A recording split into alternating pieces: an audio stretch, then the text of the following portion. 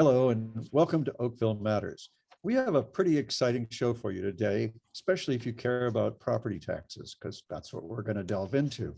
And joining us today to talk about them are Nancy Sully, who's our Commissioner of Corporate Services, but more importantly, she's the town treasurer. She's got more than 30 years of experience with the town's books. She's a professional, and her word is to be believed.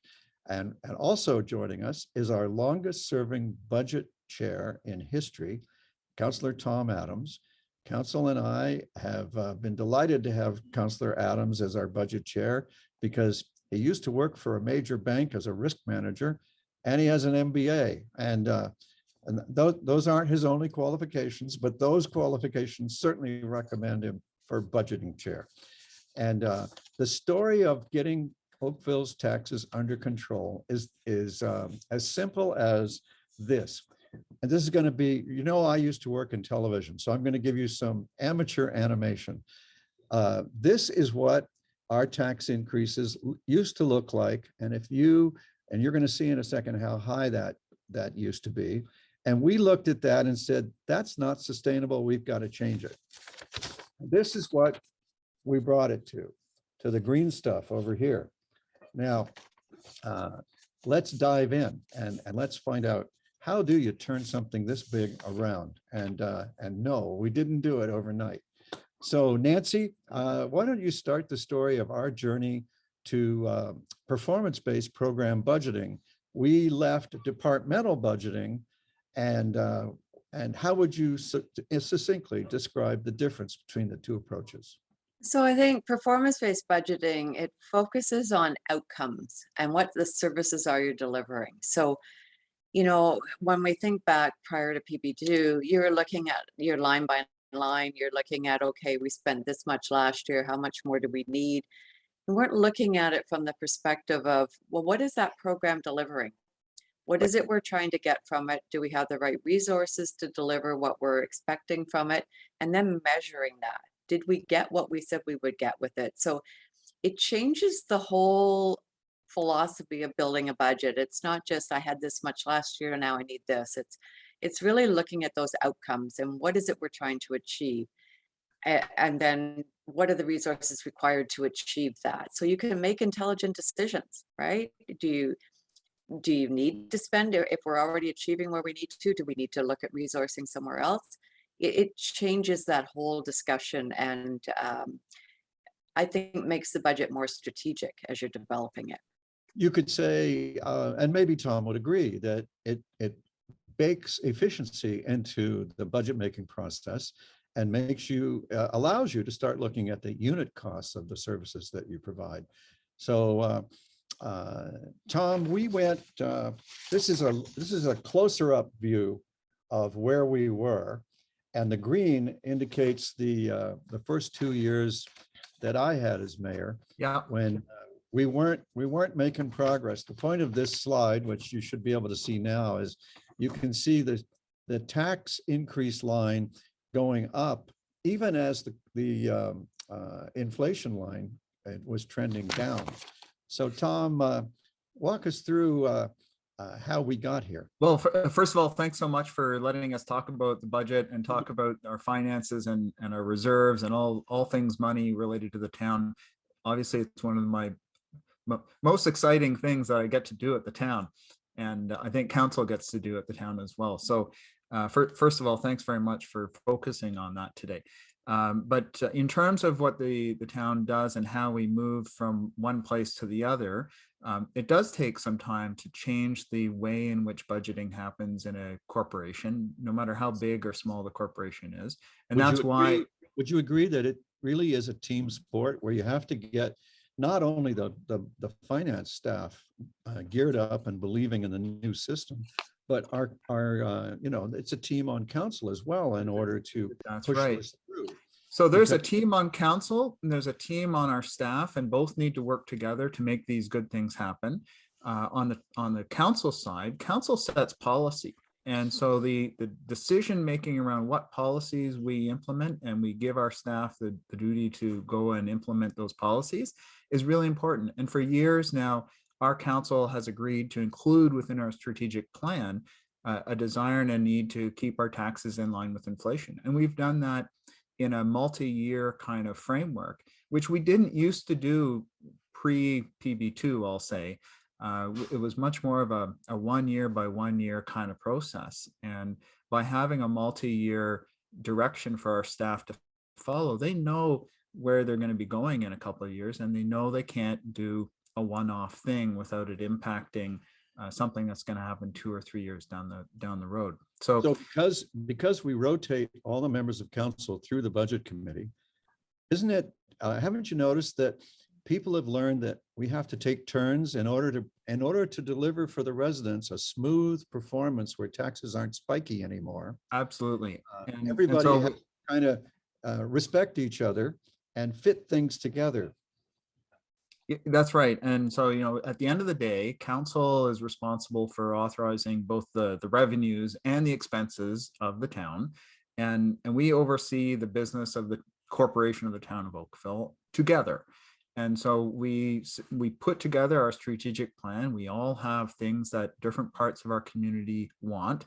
And we know that we need to manage those either operating things. So sometimes it's an ongoing program or service that we want to provide. And sometimes it's a one-time high expense item. And that brings to mind, for example, the new 16-mile sports complex development that we are putting forward. And that's the kind of thing that you can't just drop that into a budget and imagine it's not going to have any impact on the town finances. And so council knows that we need to work together to make those things happen. All right. So Nancy, in your time with the town, you've seen the town survey the citizens frequently, every 2 years or so. And among the things that the town has asked, I mean, before Tom and I were on council and since, is,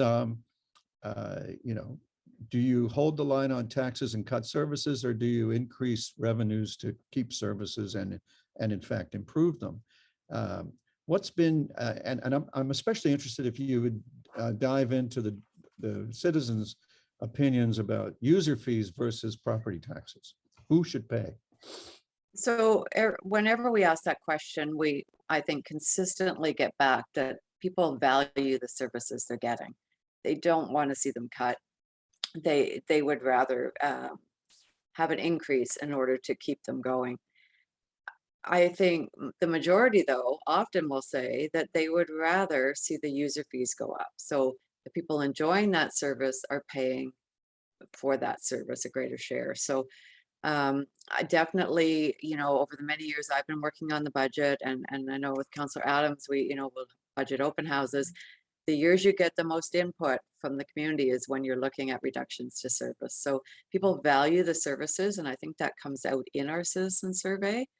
If the taxes had to go up to maintain them, they're willing, but they do pretty much always consistently say that they prefer user fee increases. Yeah.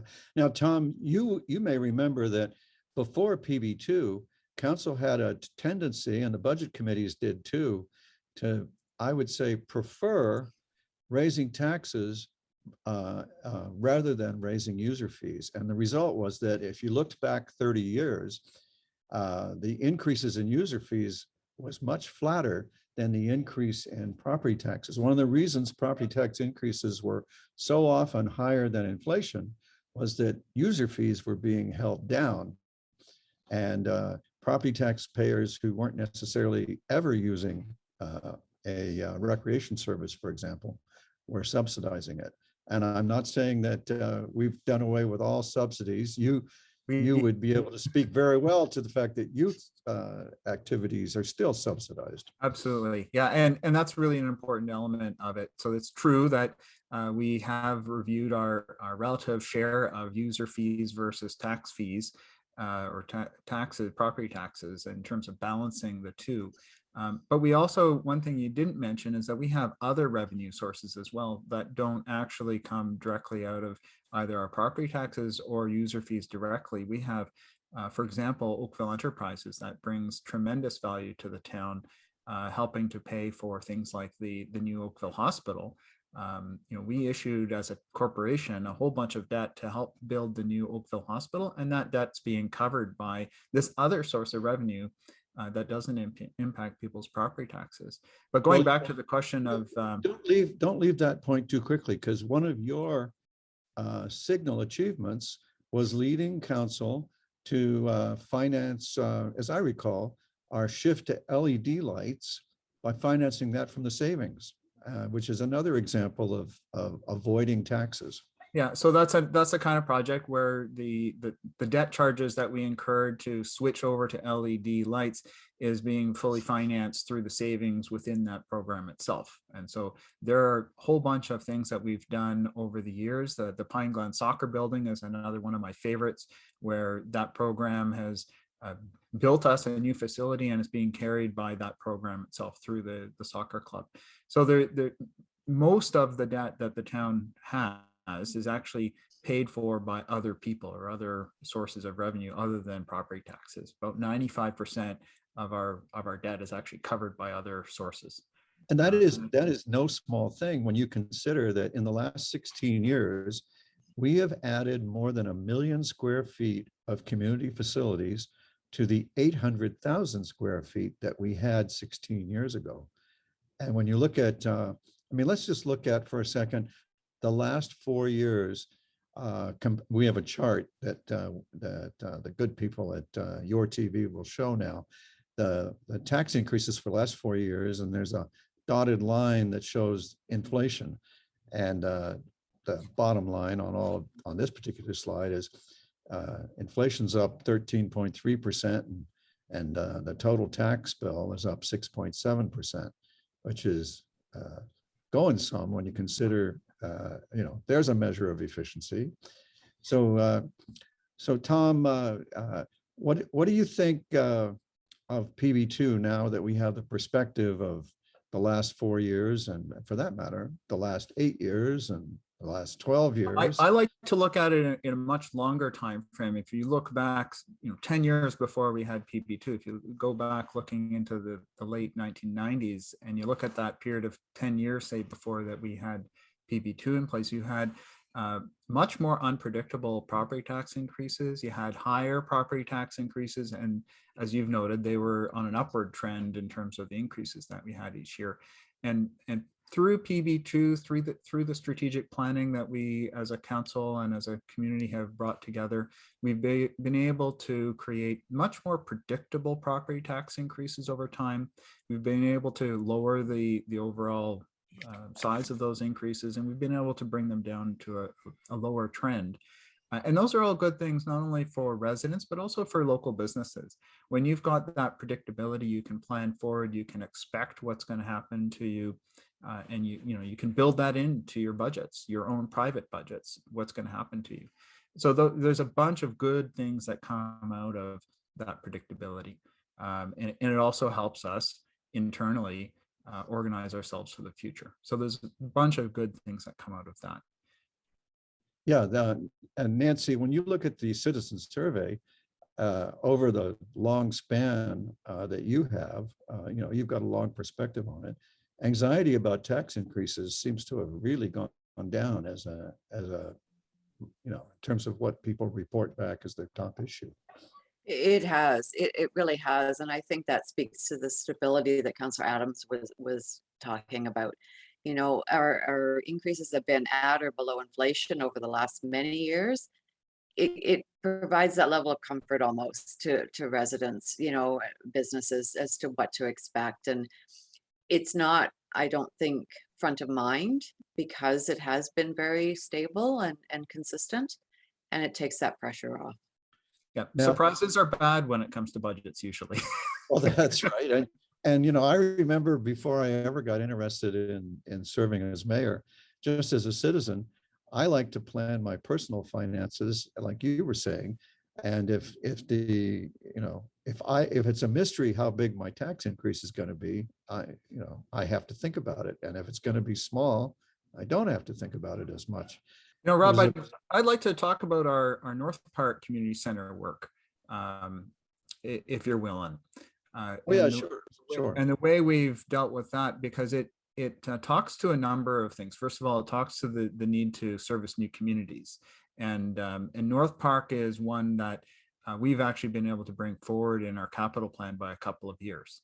And, you know, the big question is, well, why now? How come? How did you do it? And part of that is through the growth that's been happening in North Oakville. I don't think anybody can possibly miss the huge amount of development and growth that's happened in North Oakville. And we're now to the point where we're getting close to what I would describe as the standard number of people that a community center would serve. Most of our community centers are serving about 30,000 people. And North Oakville, that Ward 7 area, they're not quite at 30,000 people. They're probably in the low 20s now. But by the time it's up and running, it's going to be getting pretty close. And the other thing that we're doing is we're financing it almost entirely from development charges. Again, about 95% of that project is coming from development charges for the park, the library, the community center itself. And so we're able to make that happen through that financing.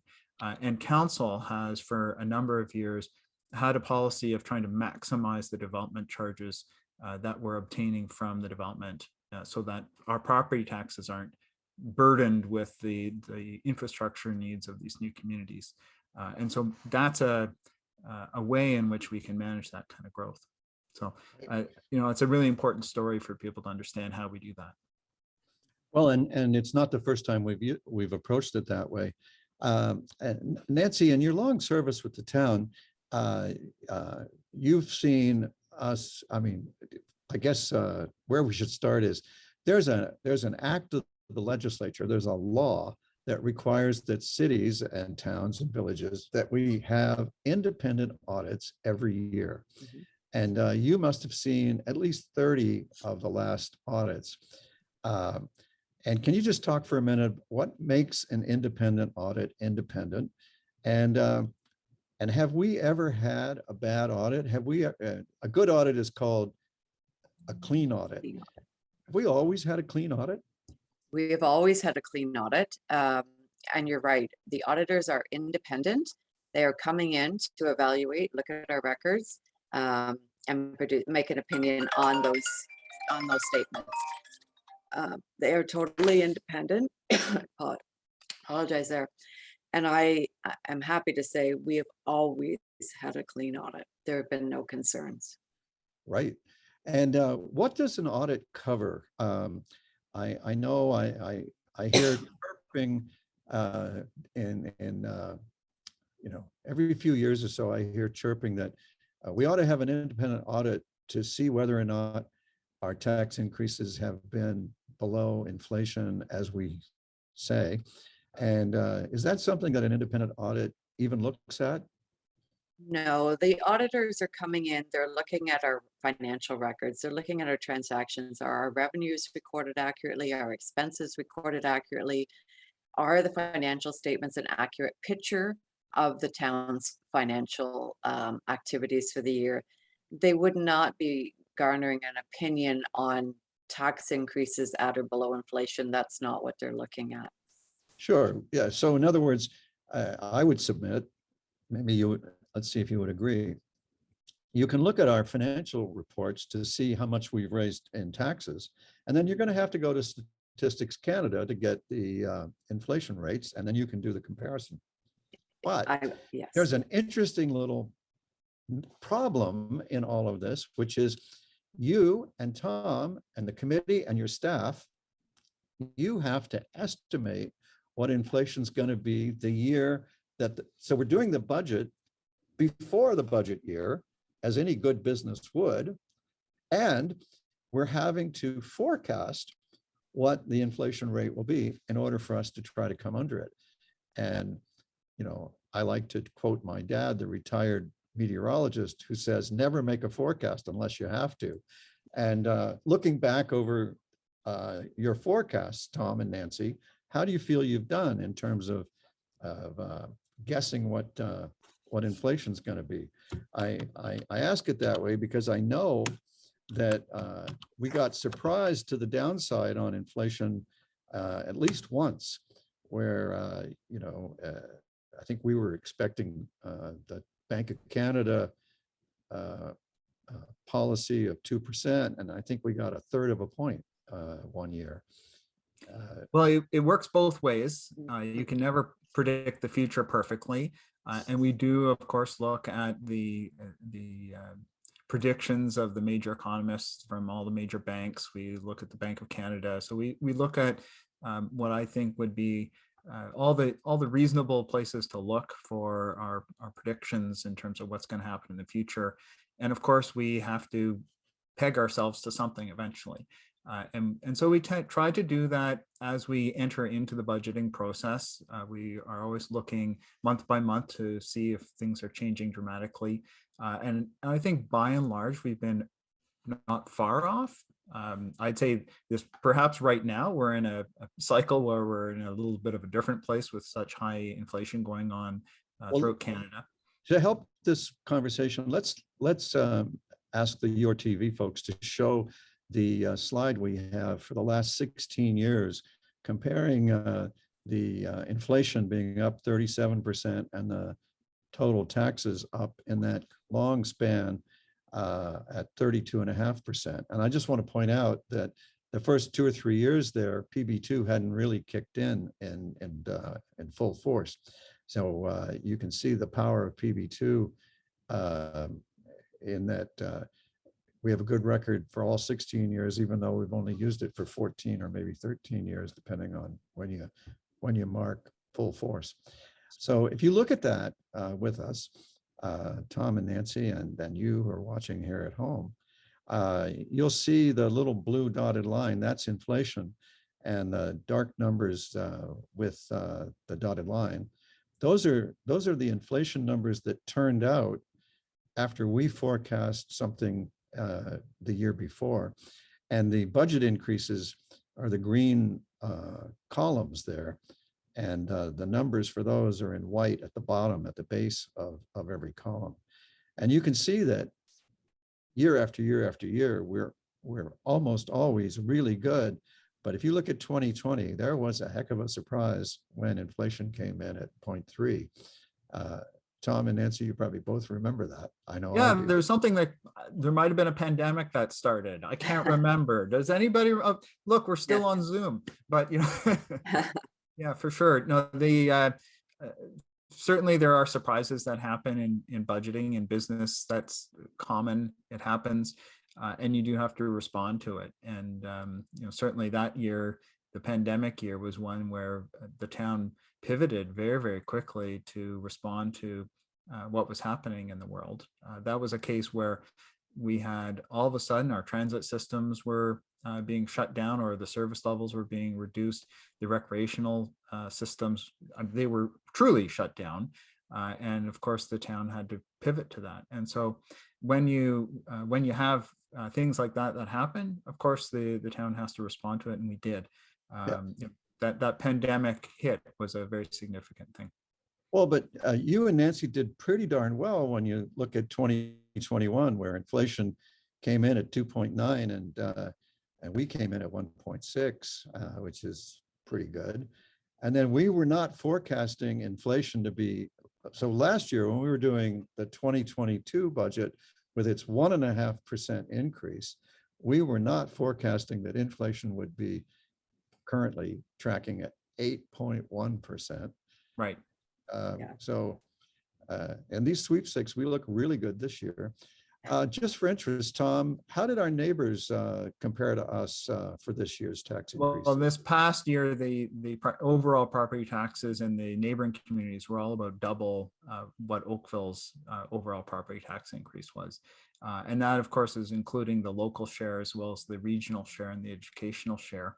And we always have budgeted on an overall basis, looking at the overall impact to property taxes. And so when I compare our property taxes to our neighbors, I always compare apples to apples, including both the local share, the region of Halton or regional Peel share in the case of Mississauga, as well as the education component, because that's what people see at the end of the day on their property tax bill. That's what people care about.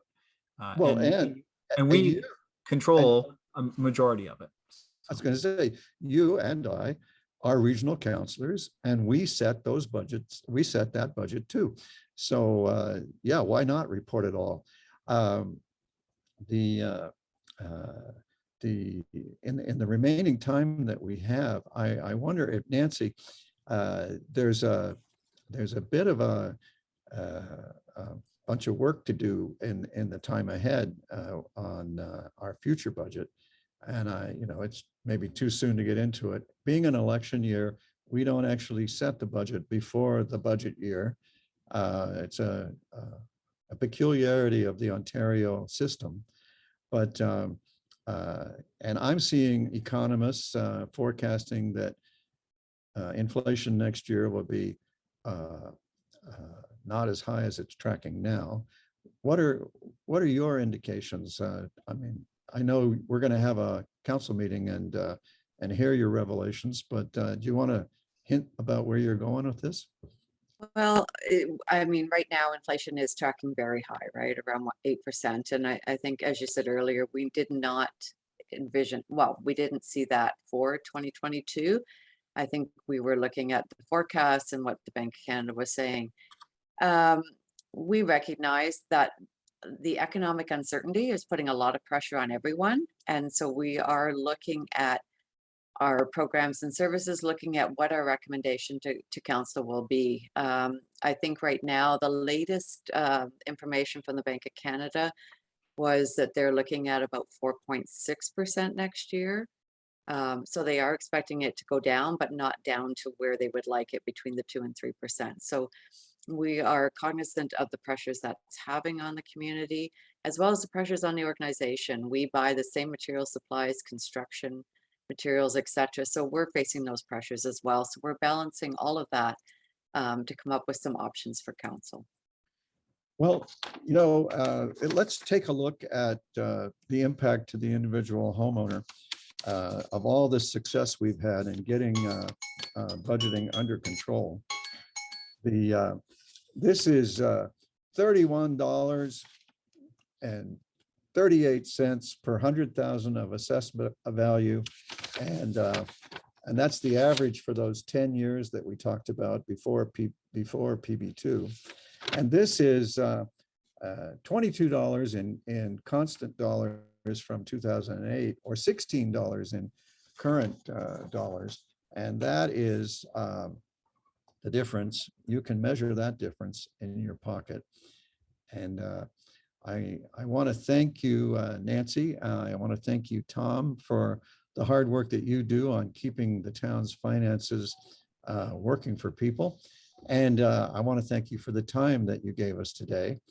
And I hope that you've enjoyed learning about how your finances as a town and a region came under control so that you could manage it and live with it and enjoy the services that we provide for you here in Oakville. And we'll see you next time. Bye-bye.